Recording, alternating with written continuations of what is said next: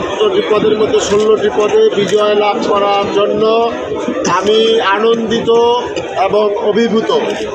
আমি এই নারায়ণগঞ্জ জেলা আইনজীবী সমিতির সকল সদস্যকে আইনজীবী ফোরামের পক্ষ থেকে, আমাদের নেতা জনাব তারেক রহমানের পক্ষ থেকে, আমাদের নেত্রী দেশনেত্রী বেগম খালেদা জিয়ার পক্ষ থেকে সকলকে ধন্যবাদ জানাই।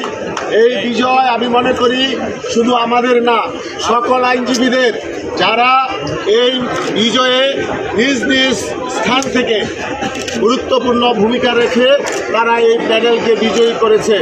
আপনারা জানেন যে এই প্যানেলকে অপদস্থ পর্যুদস্ত করার জন্য একটি দলের মধ্যে যুক্তিকে মেরে থাকা একটি পক্ষ, তারা আমাদেরকে বিভিন্নভাবে বিপদগামী কিছুদেরকে নিয়ে এখানে বিভিন্নভাবে আমাদের হেনস্থা করার চেষ্টা করা হয়েছে।